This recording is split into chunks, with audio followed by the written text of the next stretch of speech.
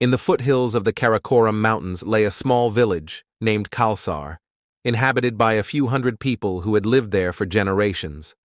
Life moved slowly in Kalsar. The residents relied on farming, herding, and the occasional visitor interested in the region's natural beauty. It was a quiet place, untouched by modern disturbances, where the days passed as predictably as the seasons. But beneath this calm exterior, the village held secrets that only the oldest of the residents whispered about. Faisal, Arif, and Hamza were childhood friends who grew up in Kalsar. They were in their early 20s now, each beginning to feel the pull of adulthood, yet still united by their curiosity and a thirst for adventure. The trio had explored nearly every corner of their village and the surrounding areas. But there was one place they had never dared to go: the Echo Canyon. Echo Canyon lay about 5 miles north of Kalsar. Its towering, rugged walls hid it from sight, and it was said that if one ventured into its depths, they would hear strange voices echoing back at them. The elders warned people to stay away, claiming that the canyon was haunted. According to legend, years ago, a shepherd had wandered into the canyon and had never been seen again. His desperate calls for help were said to echo through the canyon to this day. On a chilly autumn afternoon, Faisal gathered his friends. "I've been thinking," he said with a mischievous glint in his eye. "We've heard stories about the Echo Canyon all our lives, but have we ever really seen what's there? Don't you want to know the truth?" Arif, always the cautious one, shook his head. "We shouldn't mess with that place, Faisal. Our parents have warned us about it since we were kids. If something happens, who knows if anyone would even find us?"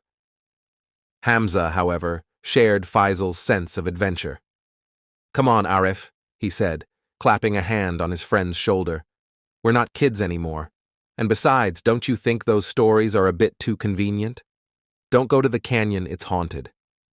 It sounds like they're just trying to keep us away from something interesting." After some more back and forth, Arif finally relented. "Fine, but if we go, we stay close to each other, and we're back by sundown." And so the three friends set off for the canyon, carrying only a few supplies: flashlights, a rope, some snacks, and a prayer on their lips. The journey took them about 2 hours, winding through steep paths and narrow trails that grew increasingly rocky and hard to navigate. The land around the canyon was barren, with patches of dry grass and twisted, stunted trees. As they drew closer, the air grew colder, and an unnatural stillness settled over the area. The entrance to Echo Canyon was narrow, framed by towering walls of rock that seemed to lean inward, casting deep shadows. The friends paused, gazing into the darkness beyond. "This is it," Hamza whispered. "You can feel it in the air, can't you? It's different." Faisal turned on his flashlight, the beam cutting through the gloom. "Come on, we're here to explore, remember?" They stepped into the canyon, their footsteps echoing against the rock walls. The silence was so profound that every sound seemed magnified. A chill ran down Arif's spine as he glanced around, half expecting to see shadows lurking in the corners.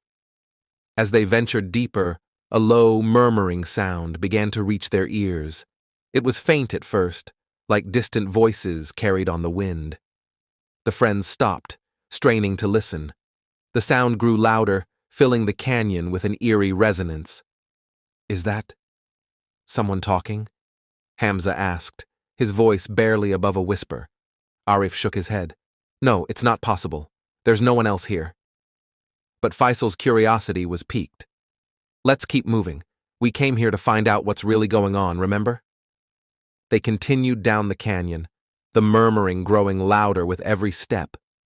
Soon it was clear that the sound wasn't just random noise.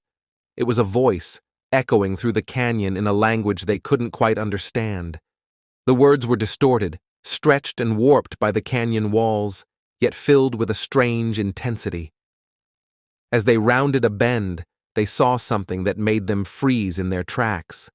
A figure stood in the shadows, barely visible in the dim light. The man's back was turned to them, his form silhouetted against the rock wall. "Hello?" Faisal called out, his voice trembling slightly. The figure didn't respond. Instead, he slowly turned to face them. His face was pale, his eyes wide and unblinking, as if he was staring at something far beyond them. For a long moment, he stood there in silence, his gaze fixed on the friends. Faisal stepped forward cautiously. Are you all right?" The man blinked, as if waking from a trance. He opened his mouth to speak, but the words came out in a language none of them recognized. His voice was low and haunting, each word echoing back from the canyon walls. The friends exchanged uneasy glances, unsure of what to do. "Maybe we should leave," Arif whispered, taking a step back. But before they could turn, the man spoke again, this time in a voice that was barely a whisper. "The echo keeps what it takes." The words sent a chill down their spines, filling them with a sense of dread they couldn't shake. Without waiting for a response, the man turned and walked deeper into the canyon, disappearing into the shadows. Hamza grabbed Faisal's arm, his voice shaking. "Faisal, let's get out of here, now." Faisal nodded, his bravado fading. Yeah, I think that's a good idea." They turned and hurried back the way they came, their footsteps echoing through the canyon. But as they walked, they began to realize something unsettling. The walls around them seemed to shift, changing direction with each step. The path they had taken just moments ago was nowhere to be found. Panic set in as they realized they were lost. "How is this possible?" Arif muttered, his eyes darting around. "We came in a straight line. We should be at the entrance by now." The murmuring sound returned, louder than ever, filling the canyon with its haunting resonance.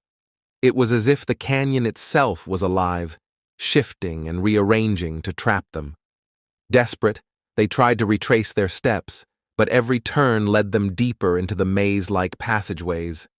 The echoes grew louder, the voice seeming to taunt them, repeating the words the man had spoken. "The echo keeps what it takes." Hours passed as they wandered, exhaustion setting in. Their flashlights began to flicker, casting eerie shadows that seemed to dance along the walls. Fear gnawed at them as they realized they might never find their way out. Finally, they stumbled upon a small, hollowed-out alcove in the canyon wall. They collapsed inside, their breaths coming in ragged gasps. We're trapped," Hamza whispered, his face pale. Faisal closed his eyes, trying to calm his racing heart. There has to be a way out. We have to think." As they rested, the murmuring voice grew fainter, receding into the distance. An eerie silence filled the canyon, broken only by the sound of their breathing. Slowly, a sense of calm settled over them, as if the canyon itself was allowing them a brief respite. After a few minutes, Faisal opened his eyes and spoke softly. I think we need to follow the echoes." Arif frowned. "What do you mean?" "That man said, the echo keeps what it takes. Maybe if we follow the echoes, they'll lead us out." It was a desperate plan, but it was the only one they had. With renewed determination, they stood up and began to walk, listening carefully for the faintest sound. Gradually, the echoes grew louder, guiding them through the twists and turns of the canyon. After what felt like an eternity, they saw a faint glimmer of light ahead. They quickened their pace, the voice fading as they approached the canyon's entrance.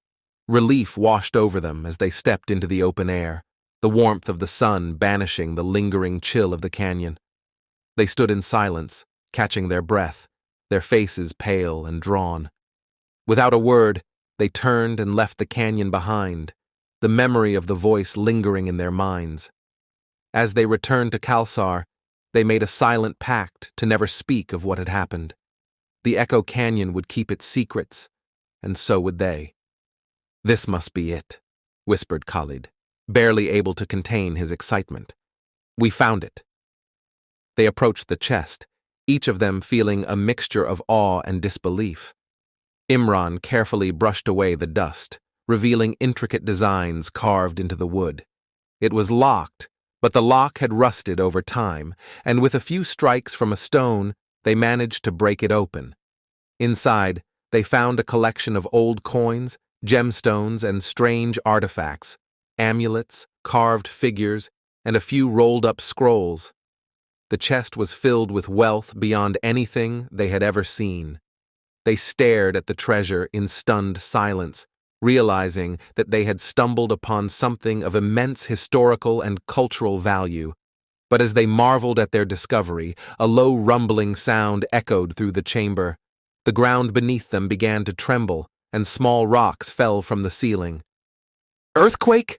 Khalid shouted, panic flashing in his eyes. Imran shook his head, his face pale. "No, I don't think so. It feels like something else." The rumbling grew louder, and the air became thick with dust. The friends grabbed the chest and started back toward the tunnel, but the shaking intensified, and the walls of the cave seemed to close in around them. A deep, resonant voice echoed through the chamber, though none of them could understand the words. "It's like the cave doesn't want us to leave," Zafar shouted, struggling to keep his balance. They stumbled forward, carrying the chest between them, each of them filled with a growing sense of dread. The rumbling seemed to follow them, and the tunnel twisted and turned in ways it hadn't before, as if the cave itself was shifting to trap them inside. Finally, they reached the entrance, gasping for air as they stumbled out into the open. They set the chest down, collapsing beside it as they caught their breath. The rumbling stopped, and the silence of the mountains returned, broken only by the sound of their heavy breathing. After a few minutes, Imran spoke, his voice trembling. We have to take this back. This treasure belongs to the village. It's part of our history." Khalid nodded slowly, still shaken by the experience. "Agreed. But we should only take what we need and leave the rest for future generations. It's not ours to keep." Zafar, always the realist, added, "And maybe we shouldn't tell anyone about the cave itself. Just about the treasure and its importance to the village." The friends agreed. They took only a few coins and gemstones to help with the village's immediate needs, covering the chest again with a cloth and marking the cave's entrance with a small rock cairn to remember where it was. When they returned to Wadi Jabal, the villagers were astonished by their find. Imran, Khalid, and Zafar shared their tale, but left out the details of the strange voice and the cave's shifting walls. They only spoke of the ancient wealth and its value to the village. Over the following weeks, the village prospered. The funds helped repair houses, buy new livestock, and improve life for everyone. The friends were hailed as heroes, yet they kept their pact of silence about the cave itself. But each of them, in quiet moments, still thought about the cave and the strange presence they'd felt within its depths. They wondered if the mountain was watching them, guarding its secrets and waiting for the next visitors to dare and enter. Wadi Jabal's treasure had saved the village, but the mystery of the cave remained unsolved, hidden within the heart of the mountain, where only the echoes of the past lingered in the dark. In the remote village of Wadi Jabal, nestled among rugged mountains and dense forests, life followed a slow, unchanging pace. The villagers depended on farming, herding, and a bit of trading with nearby towns. In this quiet, modest place lived 3 childhood friends, Imran, Khalid, and Zafar. They were inseparable, having grown up together and shared countless adventures around the mountains, rivers, and caves surrounding Wadi Jabal. Although they were now in their early 20s, the spirit of adventure remained alive in each of them. One evening, as they gathered around a small bonfire near the village outskirts, Imran shared an idea that had been on his mind for days. "There's an old story that my grandfather used to tell me," he began, his voice lowering to a conspiratorial tone. "He said that, a long time ago, during one of the village's worst droughts. Our ancestors buried a treasure somewhere in these mountains to protect it from thieves and raiders. They say it's hidden in a place no one dares go. Khalid leaned in, his eyes wide with interest. A treasure? And no one's ever found it? Not as far as I know, replied Imran. Grandfather said it was more than just gold and jewels. It was the combined wealth of the village. Coins, gemstones, even sacred relics. Whoever finds it would be richer than anyone in these parts. Zafar, ever the practical one, shook his head. If it's real, don't you think someone would have found it by now? Or maybe it's just a story to keep kids entertained? Imran shrugged. Maybe, but I don't think there's any harm in looking, right? We know these mountains better than anyone, and we've explored almost every cave and valley around here. Khalid grinned. I'm in. It sounds more exciting than anything else we've done lately. Besides, what's the worst that could happen? After some persuasion, Zafar agreed, albeit reluctantly. All right, he sighed. But let's be smart about it. We'll make a plan, bring supplies, and if it starts looking dangerous, we'll turn back. The friends spent the next 2 days gathering what they needed: ropes, lanterns, a few tools, and enough food and water for a 3-day expedition. Imran had mapped out the general area based on his grandfather's tales, which pointed to a secluded part of the mountains known for its treacherous cliffs and winding paths. Many villagers avoided it, claiming it was cursed or haunted, but Imran dismissed these as old wives' tales. Early the following morning they set out, trekking up the mountain trail as the sun rose behind them, casting long shadows over Wadi Jabal. The journey was difficult, with steep inclines and narrow, rocky paths that tested their endurance. But the friends were accustomed to the mountains, and they moved swiftly, making good progress by midday. As they climbed higher, the air grew colder and the vegetation sparser. After several hours, they reached a plateau where they paused to rest. Imran checked his map, which was nothing more than a crude sketch based on his grandfather's vague descriptions. According to this, there should be a cave entrance somewhere close. It's hidden, but if we keep our eyes open, we'll find it. They spread out, searching along the base of the cliffs. After about an hour, Khalid shouted from a distance, his voice echoing off the rocks. "I think I found something!" The others hurried over to find him standing in front of a narrow opening concealed by a cluster of large boulders and dense shrubs. It looked more like a crack in the rock than an actual cave entrance, but when they shined their lanterns inside, the light revealed a winding tunnel descending into darkness. "This must be it," Imran said, his excitement barely contained. "Are we ready?" Khalid nodded, his face a mixture of fear and excitement. Zafar took a deep breath. "Let's go." They entered the cave, moving carefully along the narrow tunnel. The walls were damp, and the air was thick with the scent of earth and stone. After several minutes, the tunnel opened into a larger chamber, where strange rock formations jutted out from the ground and ceiling.